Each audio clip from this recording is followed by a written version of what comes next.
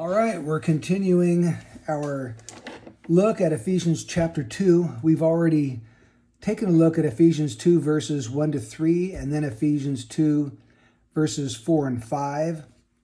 So we're going to continue on in verses 6 and 7, right in this section.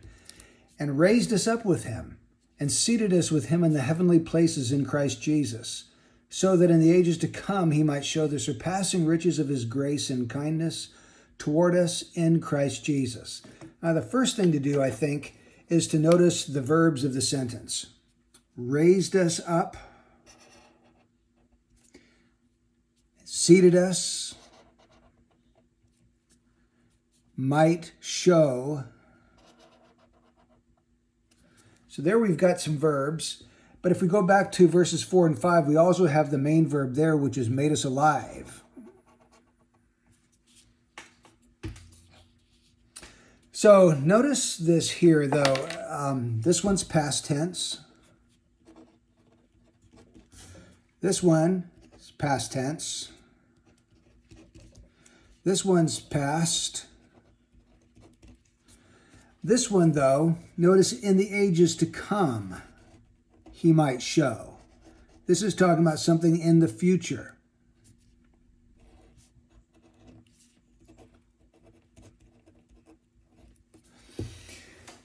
Now, what's also very interesting to realize is the references of our union with Christ.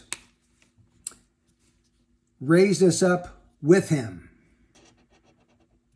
Seated us with him. In Christ Jesus, that he might show the surpassing riches of his grace in kindness toward us in Christ Jesus. And if you go back to verse 4 and 5, it says he made us alive together with Christ. And if you go back to chapter 1, verse 20, it says, which he brought about in Christ when he raised him from the dead and seated him at his right hand in the heavenly places. So, which he brought about in Christ. There's another reference to our union with Christ. Now, let's start making some parallels, or let's draw some lines so we see what's going on here. If you go back to chapter 1, verse 20, you'll notice that God raised him from the dead. Okay, there's another verb, another action. God raised him from the dead. He also seated him at his right hand in the heavenly places. So God raised Jesus from the dead. Well, notice here, God made us alive. Same idea. God raised Jesus from the dead. God also raised us up with him. That's what we're told here. God seated Jesus at his right hand in the heavenly places. God seated us with him.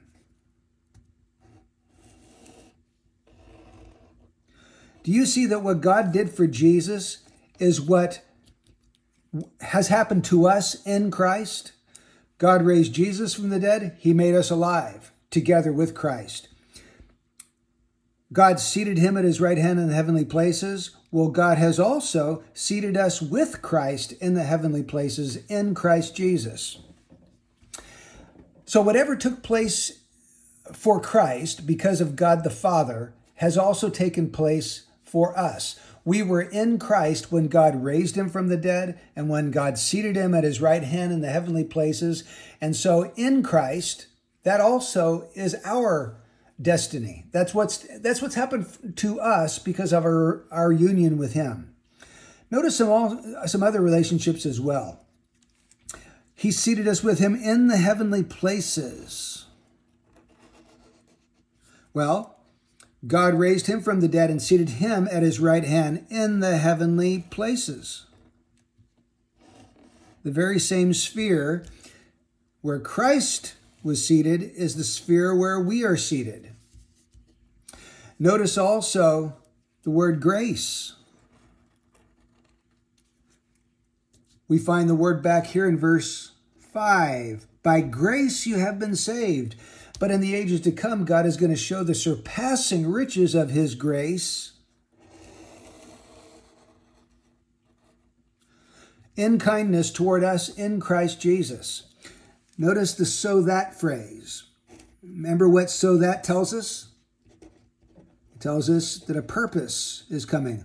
Why did God raise us up with him and seat us with him in the heavenly places in Christ Jesus? So that, here's the reason, in the ages to come, future. Now, this is talking about eternity future. So that in eternity future, God the Father might show or demonstrate the surpassing riches, which we've already had also back here, being rich in mercy. So now he's going to demonstrate that richness that he has in mercy. He's going to demonstrate the surpassing riches of his grace by which we were saved in kindness toward us in Christ Jesus. Now, let's trace the objects of all of this surpassing riches of grace. But God being rich in mercy because of his great love with which he loved us, even when we were dead. So there, we're going to tie those together. In our transgressions, made us alive together with Christ. By grace you have been saved, and raised us up with him, and seated us with him in the heavenly places in Christ Jesus, so that in the ages to come he might show the surpassing riches of his grace and kindness toward us in Christ Jesus. Us, of course, is the church. It's believers. It's those that know and love Jesus Christ. So verses 1-3 tell us about our deadness in sin, the fact that we are dominated by the world, the flesh, and the devil, and we're under the wrath of God. But in spite of that dismal, black situation, God broke through. The reason he did it was because he was rich in mercy and because of his great love with which he loved us. Even when we were dead in our transgressions, he made us alive together with Christ by virtue of union with Christ. And all of this was by grace, by which we have been saved.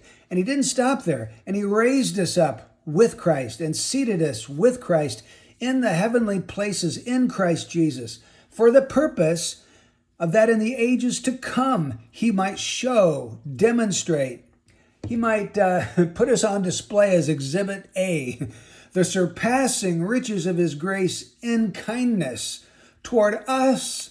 And all of it is in Christ Jesus. And I hope the truth of this passage blows you away. I hope you are overwhelmed by sovereign grace, because that's what this passage does for me. May God bless you for Christ's sake.